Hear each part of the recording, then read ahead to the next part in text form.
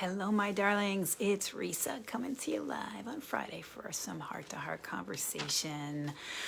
Oh my goodness, take a breath because I have something really empowering to share with you today. A really empowering message. This is for you today. Tell me, type in the chat if you can relate to this. If you right now are just really unhappy and you maybe are struggling with that question of whether to stay or go, you feel like you're settling for something that's really not working, but you still just feel kind of stuck in it.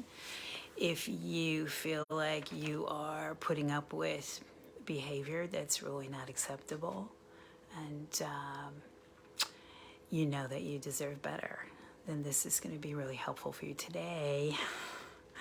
We're talking about something that it was my experience and that I see really pretty much across the board is that really the heart, the root of all our unhappiness and all our relationship challenges. You ready? Today we're talking about something called codependence. And if you're like me, when I first heard that word, I didn't even know what that meant.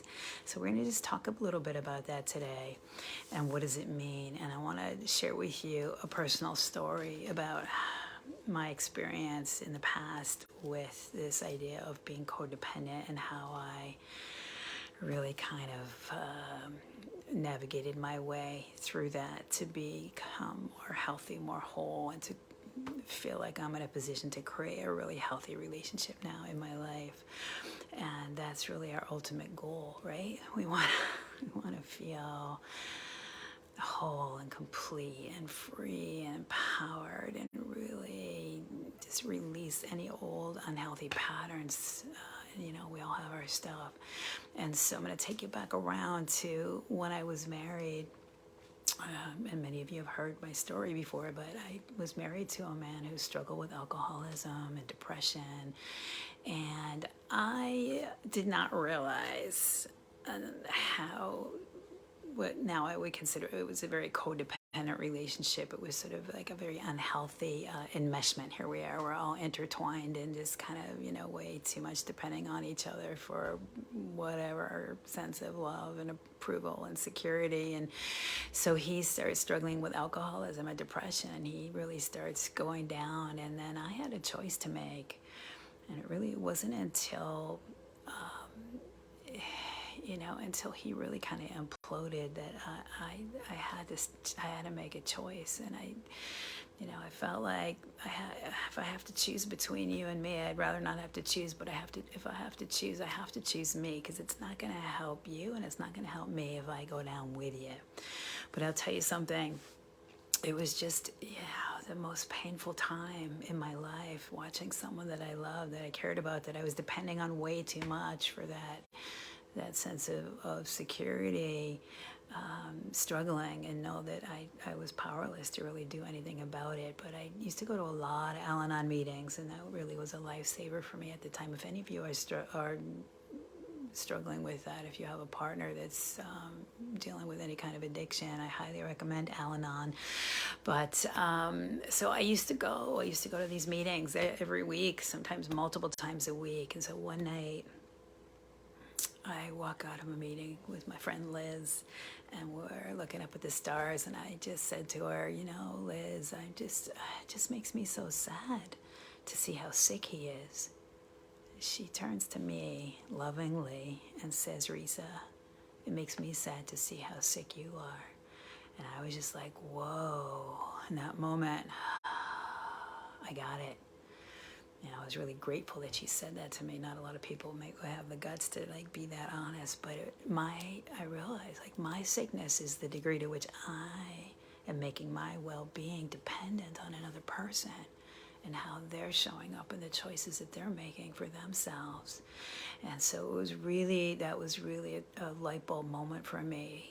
And I was like, wow, where am I? Where am I in all of this situation? So, maybe your situation is different, but I ask you, where are you?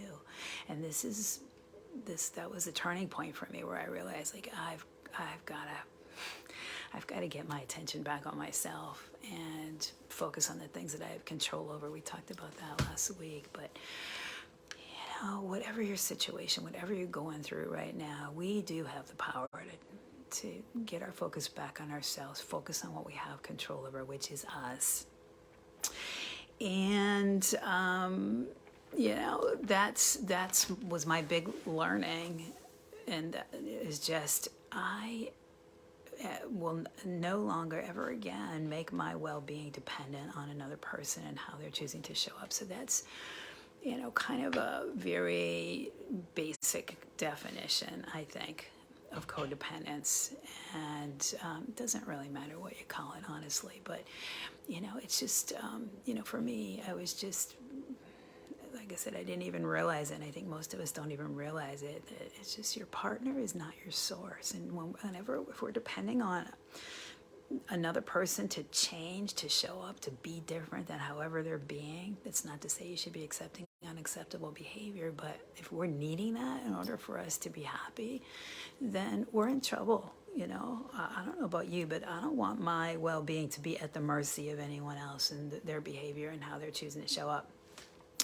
So this is my invitation for you is, let's take a breath and just, this is not to like beat yourself up about whatever, the pattern's been running. There's good reasons why we have these, what would be considered, like an insecure attachment style, if you know anything about attachment styles, or just any like unhealthy patterns of relating. We all have our stuff. There's good reasons why we have that. It's really not your fault. And I'm excited actually to share with you. I'm going to be doing a whole masterclass on this in a couple of weeks. The 3 keys to breaking free from codependence so that you can have the love you want. We're going to talk about how to release unhealthy patterns of relating. We're going to talk about how to get the clarity you need and to trust yourself to be able to make the choices that are right for you. And the number one secret to creating healthy, fulfilling, lasting love relationships. And it starts with our relationship with ourselves, because you know what? Unless we're in right relationship with ourselves, no relationship is ever going to be right. So watch for some more information. Save the date, y'all. It's going to be Thursday, December 15th at 12 noon Eastern Time. I'll be popping in some information about that pretty soon. So save the date. If type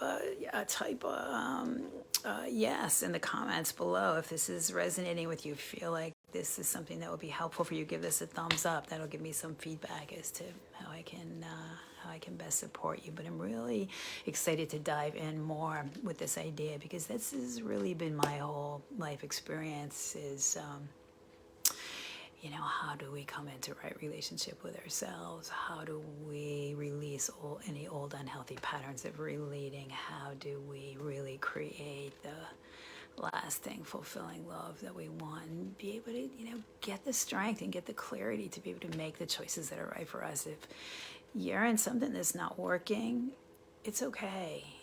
But the first place that we need to look is within ourselves, and to get that clarity and find that strength within ourselves. And I have so much that I'm going to be offering you coming up to support you and be able to move ahead in your life and feel empowered, and just to really start to create the life that you want and have the kind of love that you want and that you deserve. So I love you. Please save the date for the upcoming masterclass, moving from codependency to lasting love, creating healthy relationships, and having the love you want. All right, have a wonderful rest of your day, and remember the bottom line, go-to question. You can always ask yourself, regardless of whatever's going on in any given moment, anytime you're feeling any kind of negative emotion, this is your bottom line, go-to question. Just ask yourself, what do I need to do right now to just take care of me? What do I need to do today to take care of myself? So do something good for you today. I love you, and I will talk to you soon. Bye for now.